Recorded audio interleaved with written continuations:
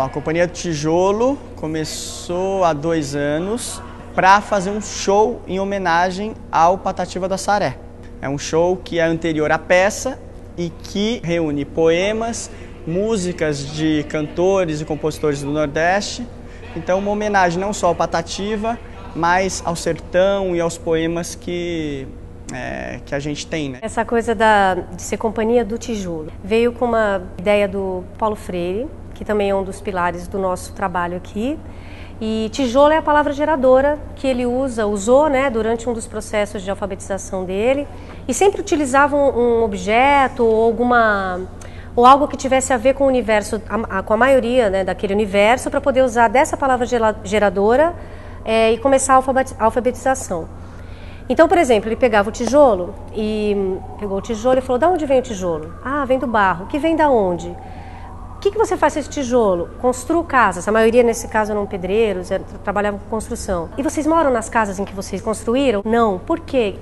Então, não era só a alfabetização. A palavra geradora, ela tem um conceito de você entender o que você está aprendendo, né? Então, essa questão do se colocar diante da situação como indivíduo, como cidadão, como ator, como atriz, enfim, isso vai de encontro ao nome da nossa companhia, que é a Companhia do Tijolo, né?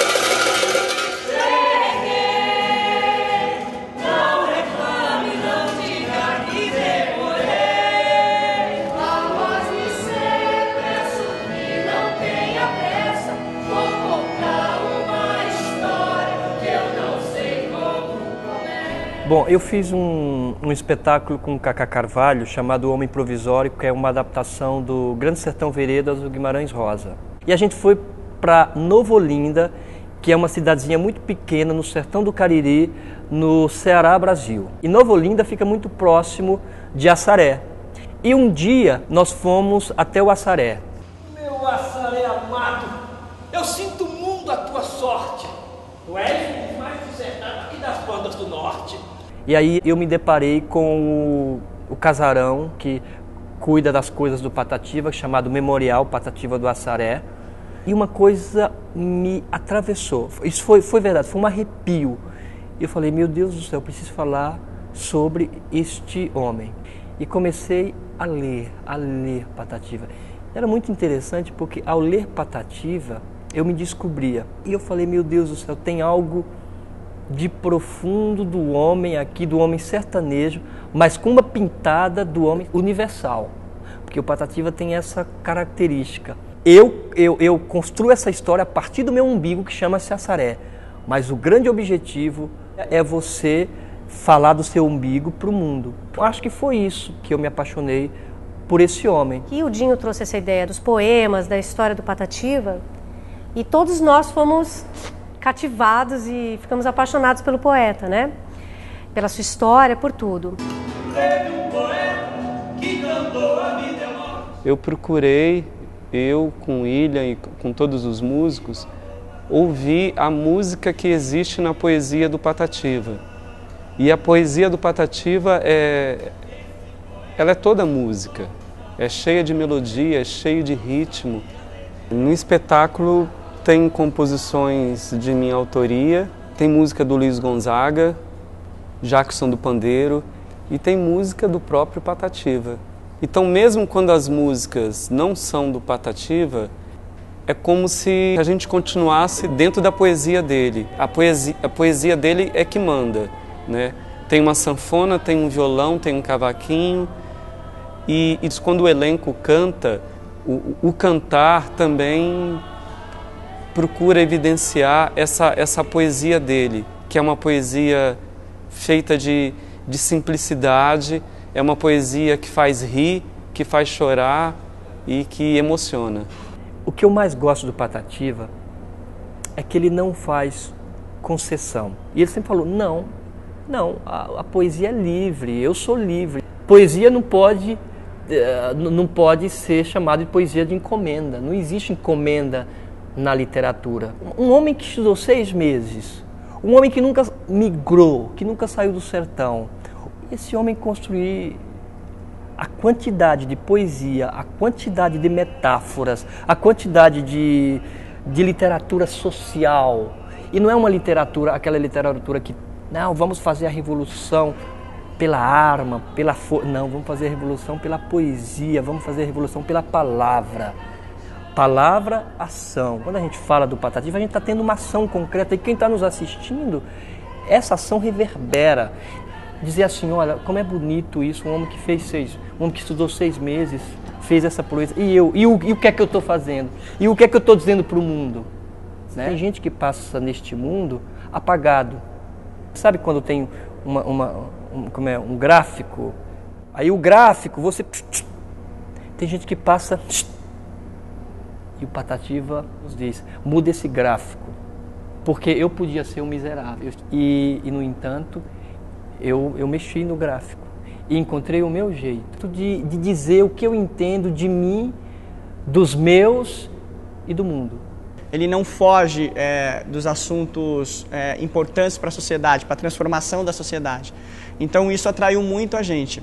E aí a gente queria fazer um espetáculo que revelasse isso. Então que não colocasse o Patativa como um gênio. Não. A gente queria revelar qual o caminho de uma pessoa que estudou só 6 meses para chegar nessa genialidade de escrever os poemas que ele escreve. E isso a gente se baseou também para ajudar nessa estrutura no Paulo Freire, que fala que a leitura do mundo precede a leitura da palavra. Todos nós somos de São Paulo. E a gente está falando de um poeta que é um poeta cearense, que é um poeta do Nordeste. E até como que a gente iria chegar nesse poeta, a gente que é aqui do Sudeste, que não passamos por seca, não passamos por fome. O que pode chegar na gente? O que a gente tem em comum e o que distancia a gente? Então a gente acaba tentando entender como se aproximar dessa obra. Patativa fala muito da seca, então que seca que tem aqui em São Paulo? Eu vi no rádio, ouço o locutor dizendo que lá fora tá chovendo e a chuva não vai parar. Esse é o locutor, o senhor tem que me dizer, dentro de mim quando é que vai.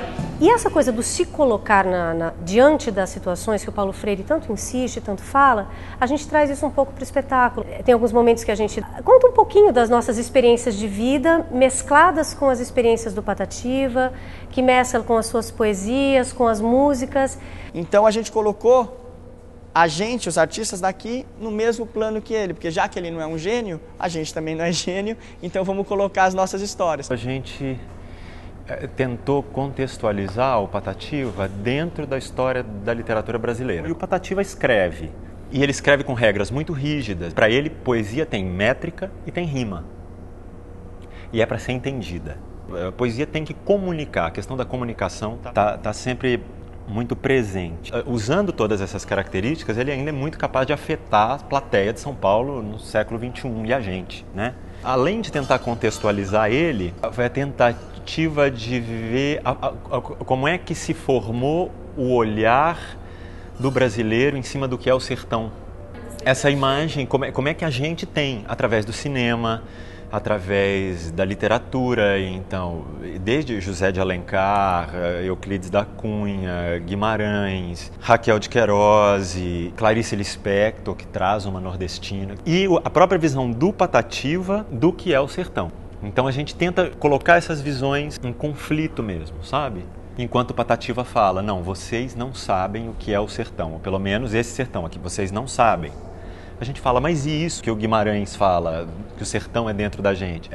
Esse conflito literário vem um pouco dessa construção do imaginário do que é o sertão. Tem uma grande figura no Ceará que chama professor Gilmar de Carvalho. E ele faz uma relação de 2 sertanejos, que é o Patativa e o Guimarães Rosa.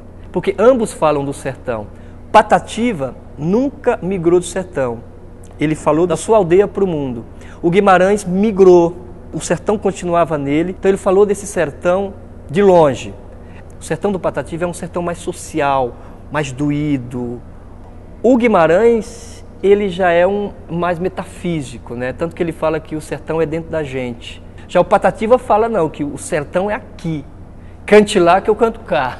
Você é muito ditoso, sabe ler, sabe escrever, pois vá cantando seu gozo que eu canto meu padecer.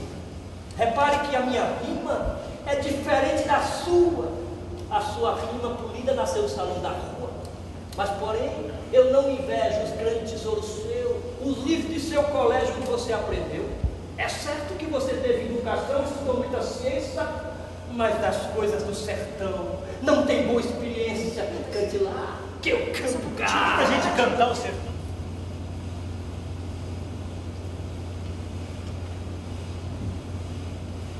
É de um escravo ao humilde sepultura.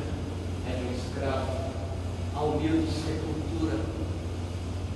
Foi a vida um velar de insônia atroz.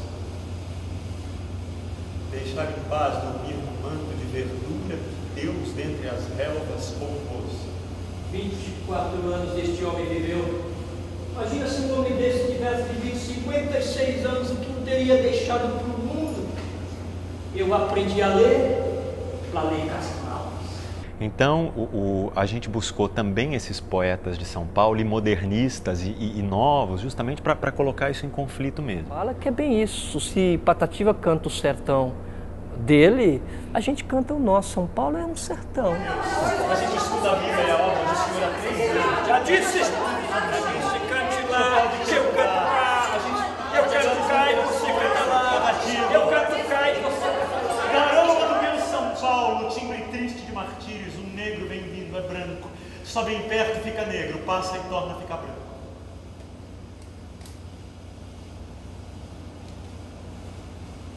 Meu São Paulo da garoa, Londres das neblinas finas, um pobre vem vindo, é rico. Só bem perto fica pobre, passa e torna a ficar rico. Meu São Paulo da garoa, costureira de malditos, vem um rico, vem um branco, são sempre brancos e ricos. Garoa sai dos meus olhos.